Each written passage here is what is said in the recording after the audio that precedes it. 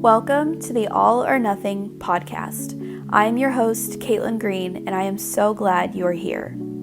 In our world today, Christianity and Jesus have been misrepresented time and time again. But what does it really mean to be a Christian? Why is Jesus so important, and what does it truly mean to believe in him in our everyday lives? These are the things we will be talking about on the show, with topics like prayer, spiritual warfare, reading and understanding the Bible, and so much more. Whether you are a believer or not, you are welcome here, and I hope you feel encouraged. Let's dive in. Hello. Welcome back to the show, to the podcast, to another episode. I am so glad you're here. I'm so excited for this episode, y'all. And if you're watching, I literally am in the exact same spot, same shirt, because I'm actually filming this episode right after the last one, like same day. So yeah, I'm wearing the same shirt. I also just love this shirt. It says Miracles on Miracles. I know that the first episode I was sitting on my couch, and ever since then I've been sitting in this chair, same room, but different spot, like literally sitting here. The couch is right in front of me. I can see it. But I don't know. Something just seemed off, and we may go back to that. But right now I'm really liking this chair, and the lighting is great. So we'll just see. I just feel like this is a little blah. I don't know. There's a plant here. You can see our lanai here too, and the curtain kind of helps, but I don't know, y'all. I feel like it's blah. We have no artwork in our house. We've been married for 2.5 years, and we don't even have a wedding photo. Yeah, so that's sad. But artwork is so expensive. I don't know if y'all have ever looked at it, but artwork is expensive, especially Jesus artwork. Like, we want a picture that is like Jesus walking on water or leaving the 99 for the one. They're so expensive for like a good size. But anyway, I hope y'all are having a great day so far, and I hope that y'all are ready for this, because we are continuing in the book of Matthew. The episodes have been a little long, but I think today's is going to be a little bit shorter because I don't really have a ton of notes, and we're actually only focusing on 4 verses today. It's just a little like paragraph, but it's still good. And I've broken it down into 3 parts. So, we're gonna read a verse and then break it down, and then read the next verse and break it down. So, this is continuing the Sermon on the Mount, and so I'm going to just start by reading it. It is Matthew 5, verses 13 through 16. This section is called Salt and Light.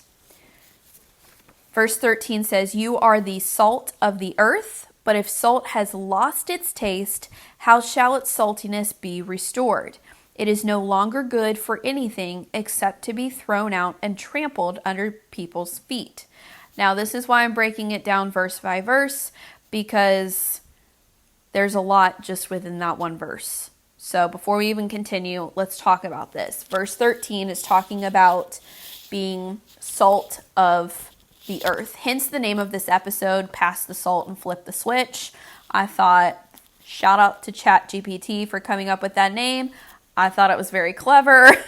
I thought it was very cool. So anyway, salt of the earth in a cultural context.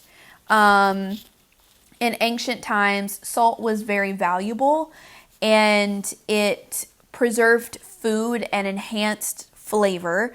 For example, a personal example, we use salt. Like my husband and I, we do the carnivore diet, and we use salt to add flavor to our food, or like to cook our food. So with our eggs, with our steak, we really do like butter and salt. We don't really use any other seasonings. And honestly, salt is just enough. It is a very powerful flavor. And so it preserves the food, it enhances the flavor. It's great, right? So keep that in mind. Salt on, I don't know, steak, eggs, whatever. But it also was used in offerings. If you look back at the Old Testament, Leviticus specifically, Leviticus 2:13 actually talks about this. And it says, "You shall season all your grain offerings with salt. You shall not let the salt of the covenant with your God be missing from your grain offering. With all your offerings you shall offer salt." So yeah, again, preserve food, enhance flavor, and it was also used in offerings.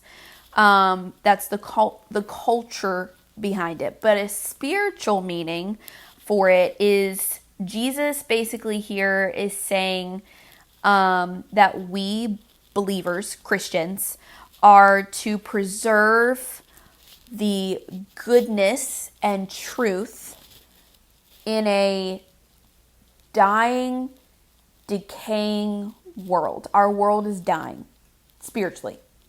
It is decaying spiritually. It desperately needs Jesus.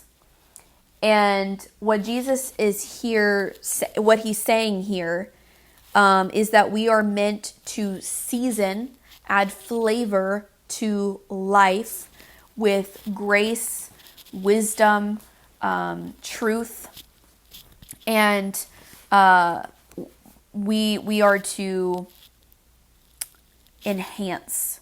We are to season life. Like I said, salt was valuable. Well, grace, wisdom, truth, those are all very valuable, especially when it comes to our faith and sharing it with the world. Let's look at Colossians 4:6. Colossians 4:6 says, "Let your speech always be gracious, seasoned with salt, so that you may know that you ought to answer each person."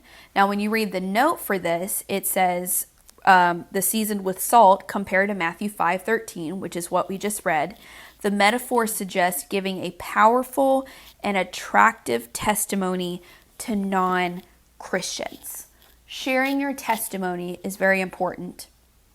Like actually just like sharing the testimony itself, but also just sharing Jesus is so important. So this verse, Colossians 4:6, and what Jesus here is saying is suggesting giving a powerful and attractive testimony to non-Christians. There are plenty of lost people in our world today without Jesus that desperately needs Jesus, whether they realize it or not.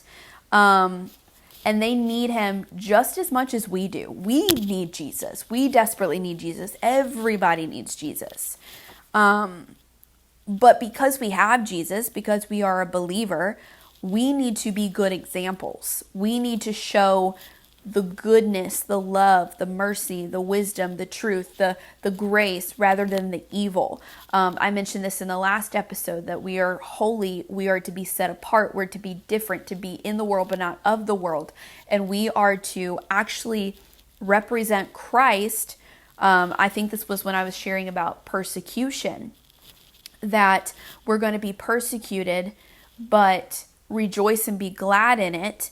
And if we're not being persecuted, there's a problem, because are we really doing what it's saying here, being the salt of the world? Are we really furthering the kingdom of God? Are we really sharing Jesus with people? Are we? If we're not being persecuted, if we're not standing out, if we're not being different, are we really doing what Jesus is telling us to do? Because literally Jesus stood out. We're supposed to stand out. Now, the second part of that verse talks about if the salt loses its saltiness. So it says, "You are the salt of the earth," but if salt has lost its taste, How shall its saltiness be restored? It is no longer good for anything except to be thrown out and trampled under people's feet. And I literally have like lukewarm in all caps and like lost flavor question mark. Because if salt loses its saltiness, it's not salt anymore. It's not salty. Take the steak and eggs, for example. If we add salt when we're cooking it, when we're making the steak, and it lost its saltiness, like the salt just stopped being salty, which is impossible, but let's just say it did, then it's not going to add any flavor to the steak. It's not going to add anything. The steak is just going to taste like steak, and it's not going to be any different. But in this sense, in our faith, in a spiritual sense, this is dangerous. Like if we are not being, well, I don't want to say being salty, but if we are not being the salt of the world and we lose our saltiness, if we become lukewarm, if we lose our flavor, which is literally Jesus, it's a danger. And this part of the verse, it's pointing to the danger of believers losing their distinctiveness, their effectiveness, their compromising. Like I said, salt can't stop being salt. It like, I don't know about you, but I've never tasted salt and been like, something's off. Like that's not salty or whatever. Like salt is salt. It doesn't change. And it can't, well, okay, it can be contaminated, but it can't stop being salt. Salt is still salt.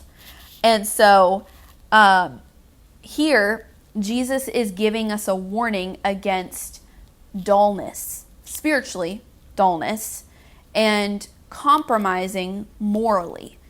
If salt just stopped being salty, then our steak is not like it's dull. Like there's no flavor, there's no goodness to it. And so Jesus is saying the same thing here in a spiritual way, that if we are not being the salt and seasoning life with his grace and his goodness and truth, and we're just dull and we're compromising morally and we're just living life like everyone else and being part of the world, we're not much different than the non-believers. We're not much different, and we're not really showing who Jesus is, and that's a problem. Now, verse 14 and 15, let's break that one together, break it down together. 14 says, "You are the light of the world. A city set on a hill cannot be hidden, nor do people light a lamp and put it under a basket, but on a stand, and it gives light to all in the house." I don't know about you, but when I first read this, I think of the song from church, from kids ministry, of "This little light of mine, I'm going to let it shine." And then the "hide it under a bushel, no, I'm going to let it shine." So if we need to,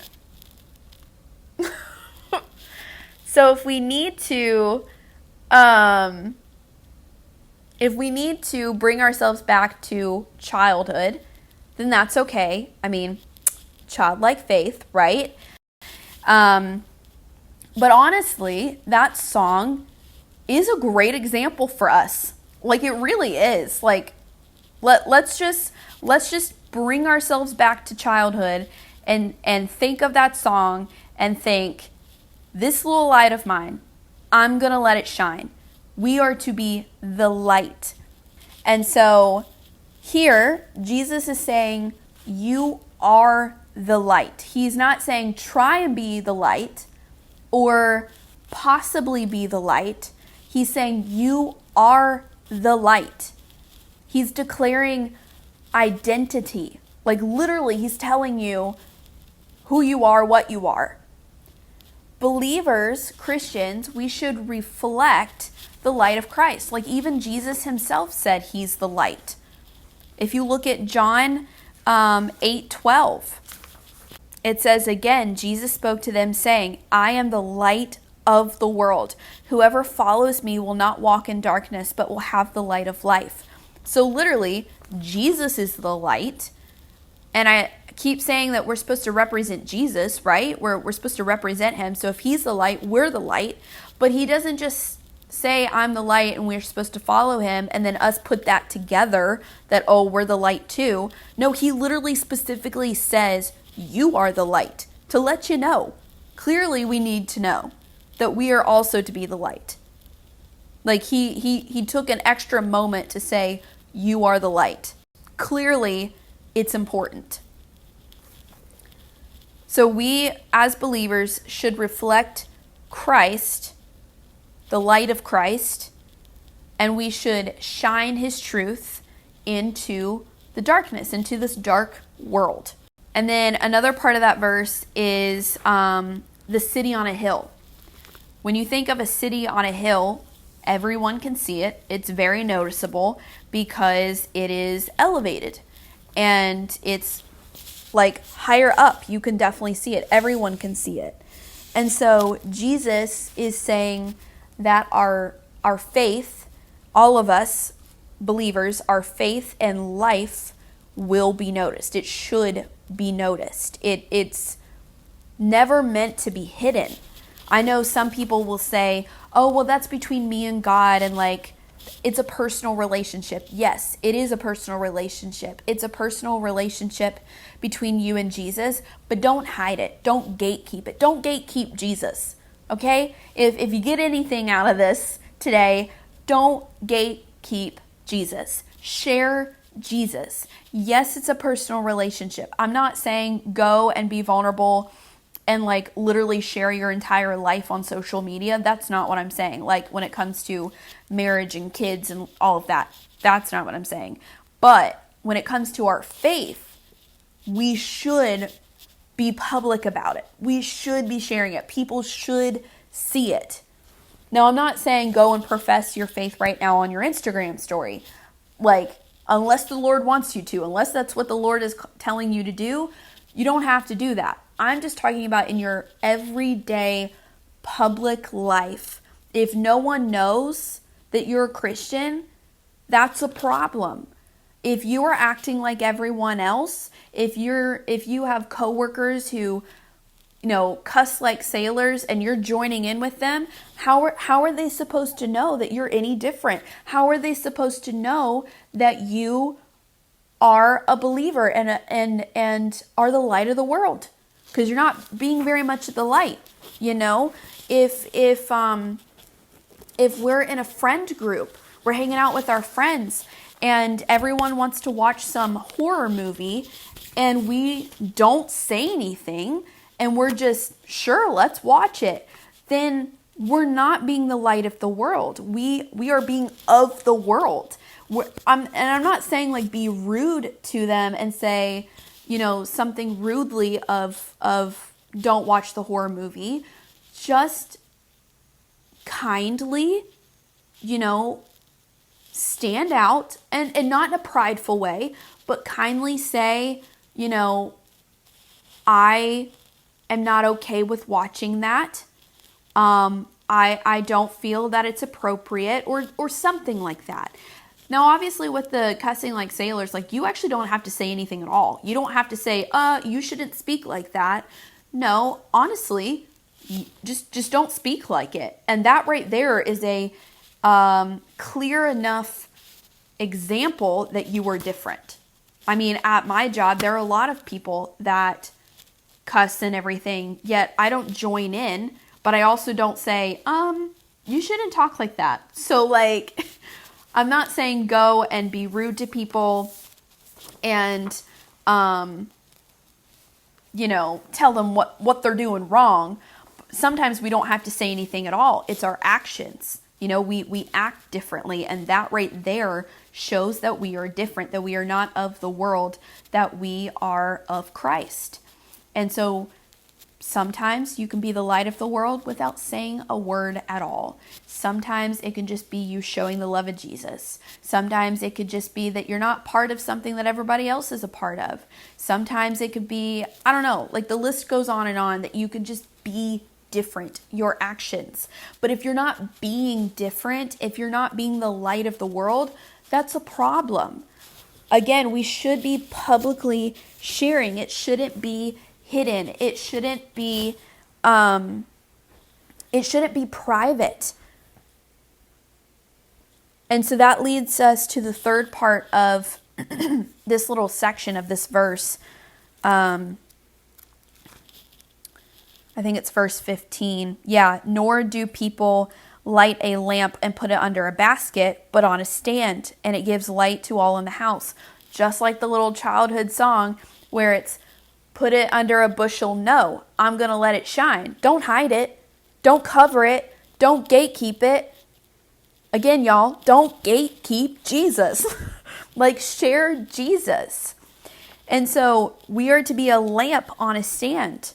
Our faith is meant to be public. Our faith is meant to be shown. Our faith is supposed to be out there, not in a prideful way. Don't do it as in like trying to get recognition that you're different. Definitely not that. But do it as in people desperately need Jesus, so show Jesus. Don't make it private. Don't hide it. Hiding the light is most likely out of fear, out of shame, passivity. Like, it goes against the purpose of a light. If you have a light on and you cover it, well, it's not lighting up much. It's not doing much.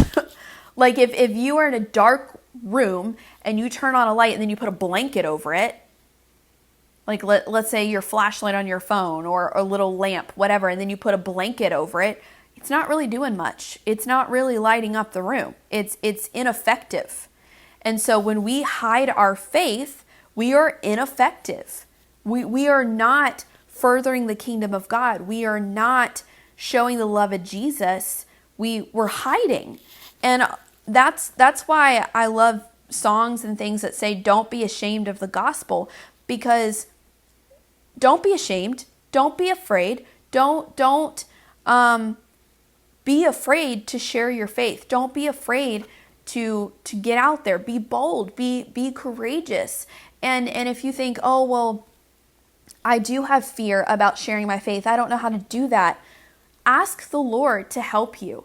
The Holy Spirit will give you the words to say. He will comfort you. He will give you the confidence you need. Sometimes we got to step out of our comfort zone. Sometimes we got to do things we're not very used to, and that's okay. But He's with us and He will help us, because He literally wants every single one of us to do this. He's not going to say, if you say, Lord, help me to have the confidence to share the gospel and to be a light for you, He's not going to be like, no, that wasn't for you. That's for other believers. Like, He's not going to do that. In fact, He's going to say, oh yeah, like, let me help you. I got you. I'm right here with you. We've got this. Let's do it together, because I want people to know me. I want people to know the light of the world, and I'm going to use you to do it. So like Jesus doesn't need us.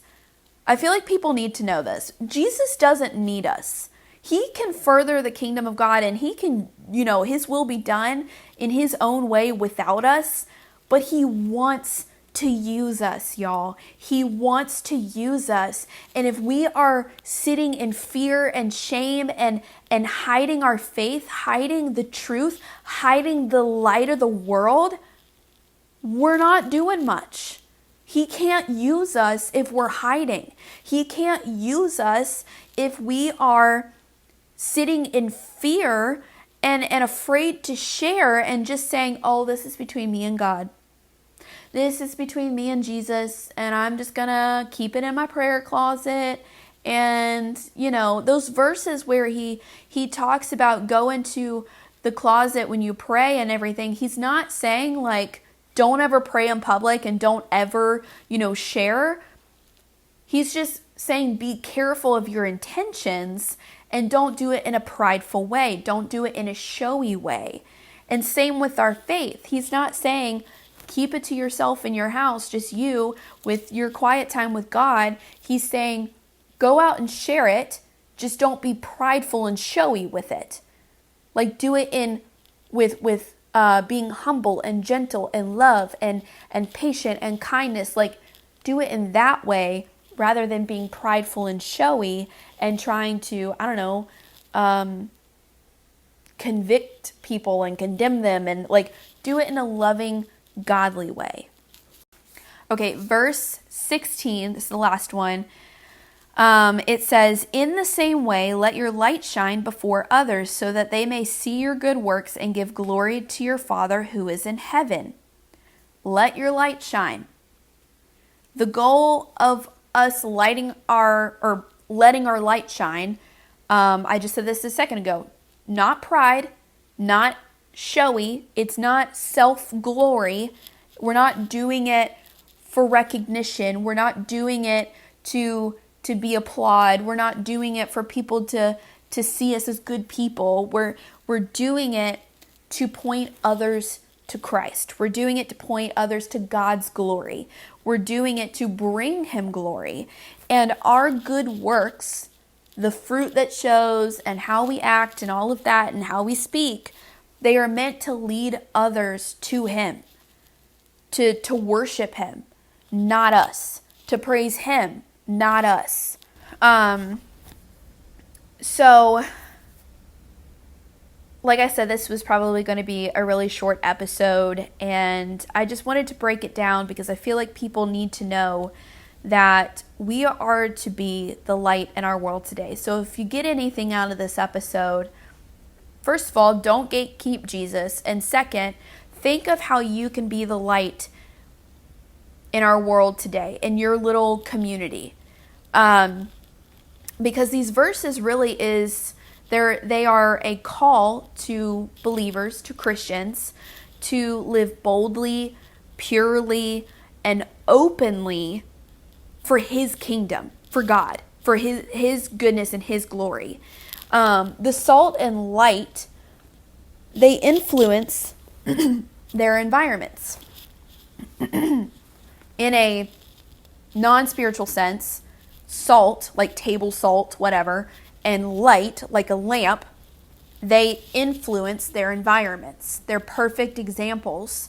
And I think that's why God chose salt and light as to tell us how to live, because he knew that those influence their environments, and he wants us to influence our environment for Jesus, for him. They don't blend in. And so that brings us back to the call to be holy, to be set apart, to be different, to not blend in a way that draws people to God, closer to God, a more intimate relationship with God, the goodness of God, and for him to get the glory. And so that's really all I had for today. I did have a couple of questions. This is actually from the study book that I have, and I wanted to ask you guys these questions as we end this episode, just for you to be reminded that if you are a believer, you are to be the light of the world.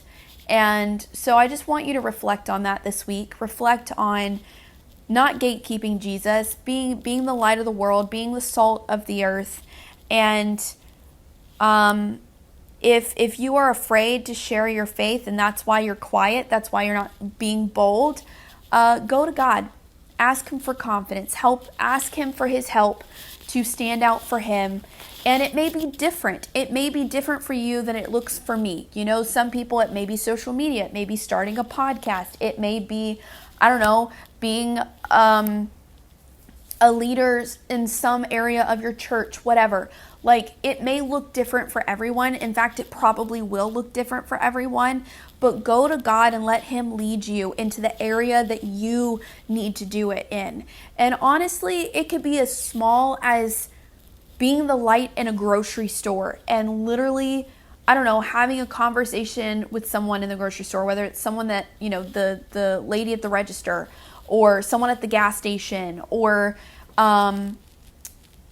maybe somebody at the park. If you take your kids or your dog to the park, like maybe somebody at the park. Like, literally ask the Lord to help you be the light, and start small. If you are like me and you are an introvert and you are afraid to initiate conversations and you've never shared the gospel or whatever, start small, y'all. Start small. Actually, so the shirt I'm wearing, it says Miracles on Miracles. And the back of it has, it looks like a concert t-shirt. You know how like the name of the tour or whatever's on the front, and then on the back it'll have all the locations listed and the dates. Well, that's what this shirt looks like. And it says Miracles on Miracles on the front, and then on the back it says Miracles on Miracles, and then it has the main miracles listed. So like Jesus walking on water, feeding the 5,000, and then next to it, it says where you can find it in the Bible, like the passage, which I think is so cool. That's why I love this shirt. But when the Lord was like, you need to be the light, you need to stop being lukewarm, you need to show people Jesus in your everyday life. And I got rid of all of my Rock Band t-shirts. I had so many, and I got rid of them and I replaced them with t-shirts that have Bible verses or, Jesus related t-shirts. And literally when this shirt came in, I wore it to church because I bought these shirts because I'm an introvert and I didn't want to start a conversation, or I don't know how. And so I wanted to have shirts that clearly state Jesus. And I thought, well, okay, if I have this shirt and people read the verse or read what it says, maybe they'll come to me. Maybe they will initiate the conversation. Maybe they will be the extrovert, right? And so I bought these shirts and I wore this one to church the day that it came in, and I thought, okay, well, like, we're going to church. We're literally going to where other believers are. I don't think anybody's going to say anything. I don't think anything's going to happen, but I'm going to wear it because I was excited to have the shirt. And so church is over. I'm out in like the main area of our church waiting for my husband. And this lady, I've never met her before, she walks up to me and she says, "I like your shirt." And I said, "Thank you." And she's like, "I bet you get a lot of people coming up to you to talk about your shirt, about miracles and stuff." And I was like, "Actually, this is a brand new shirt. I just got it today. So no, I haven't had anybody come up to me. You're the first." And so she started talking to me about miracles, started talking to me about revivals that are going on and everything. And then she mentioned her daughter and her son-in-law, how they recently got married and everything. And she mentioned, I don't remember how it got to this, but she mentioned that her son-in-law, she's like, "I don't really know if he's a Christian. He doesn't really go to church." And then at this point, her husband actually came up behind her. And so I just real quickly asked her, what's your son-in-law's name? And so she told me, and I said, I will be praying for him. And then she walked away. And I told my husband that story right afterwards because I was like, look at God. Like, I literally bought this shirt so someone would come up to me because I'm an introvert and I don't want to start a conversation. But then I also thought, no one's going to come up to me. It's church. Like, who's going to say anything about my shirt? Who's going to have anything to say? And then literally a lady that I've never met before came up to me, and now I have this guy to pray about that may not be going to church, whatever. Also, by the way, we never said our names. I've never seen this lady since then. This was like 2 months ago. I've never seen her at church since then. I don't even know her name. She doesn't know my name. Yet, we had a conversation about the shirt, about revival, and then she also just felt like sharing with me about her son-in-law who may not be a believer and doesn't go to church. And I just thought, wow, God, like, look at you. Like, that's exactly what I wanted these shirts for, because I'm an introvert. But since then, I also have been trying to work on being more confident and bold and actually initiating conversations, even if it's not even to share the gospel and it's just to start a conversation, to get out of my comfort zone. So all I'm saying, that was a little example, but all I'm saying is start small. Buy a Jesus t-shirt. I don't know. Buy a Jesus t-shirt. Buy a hat. Buy a bumper sticker. I don't know. Do something that's small. Start small. If you are afraid to literally share the gospel with someone, start small. Literally, you can ask the person at the register if there's anything that you can pray for. Ask them how their day is going. Be the light in this dark world. Like literally, you can go to the grocery store and the person in front of you can be so rude to the lady or the guy at the register, yet you have the opportunity to be different. You have the opportunity to be the next person. Sure, you could be the next person to be rude. You could be the next person to hate on the manager. You could be the next person to cuss the lady out. Or you can be the light and show them the love of Jesus and say, how is your day going? Is there anything I could be praying for? Like literally, y'all, it's so simple. I'm not saying go and start a podcast or start a YouTube channel and start sharing about Jesus. Or I'm not saying go to somebody in the grocery store or whatever and be like, do you know Jesus? Are you saved? Like, I'm not saying that. If you feel led to do that, go do it. Like, that's awesome. I think that would be amazing. But if you're not comfortable with that, start small. Just start somewhere. And so, with all of that, I'm just saying today, I hope this encourages you to step out of your comfort zone and be a light for Christ. Show the love of Jesus to anyone and everyone. Because you never know. You never know where people are at. That lady at the register in I don't know, Publix, Walmart, whatever, you literally just smiling and saying Jesus loves you could literally make her day. Maybe she's never even heard about Jesus, and then she'll ask, who's Jesus? Or maybe, I don't know, you have a shirt that says John 3:16 or another Bible verse, and the person asks, what is that? What is that verse? And you can elaborate. You can share. Like, literally, it's so simple and so small, and Jesus is calling all believers to be this way. He's calling all of us to not gatekeep him, to not keep it private, but to be public. And so I hope that encourages you. With that being said, I'm going to end this with 3 simple questions. The first one is, how are you salt and light in your community? Or, your small little group, or like I said, the grocery store, the park, your job, maybe with your coworkers, maybe even in your own family. How are you personally the salt and light? 2, this is more of like a thinking thing. This really isn't a question, but think of areas in which your salt has lost its saltiness, has lost its flavor, has lost its goodness. And of your light, think of areas where your light may have been hidden.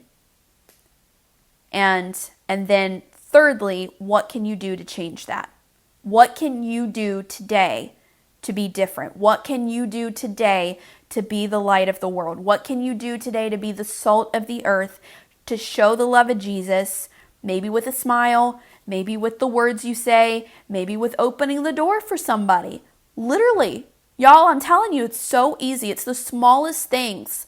You don't have to do some big elaborate thing. It can be so small, and yet it can represent Christ and represent different, being set apart in this dark, evil world.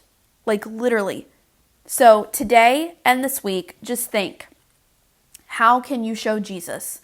How can you be different? Not in a prideful way, but how can you show God to people? How can you be the salt and light? I hope you guys liked this episode. I hope you were encouraged, and I hope y'all experience joy, experience goodness, the goodness of God today. And I hope you experience the light of the world today. Whether you're a believer or not, I hope that you experience the light of the world, which is Jesus, his love, his mercy, his goodness, and that you just experience his presence, because y'all, Jesus is the best thing ever. So I hope y'all have a great day, a great week, and I will see you guys in the next episode. If you liked this episode, don't forget to give it a 5-star rating and a review. It will help get the show out to more people, and it is greatly appreciated. You can even share with your family and friends who might be interested or might benefit from it. And if you have any questions or a topic that you'd like to be talked about, make sure to leave that in the reviews section or in the YouTube comment section as well. I'm so thankful for you listening, and I hope you have a blessed day.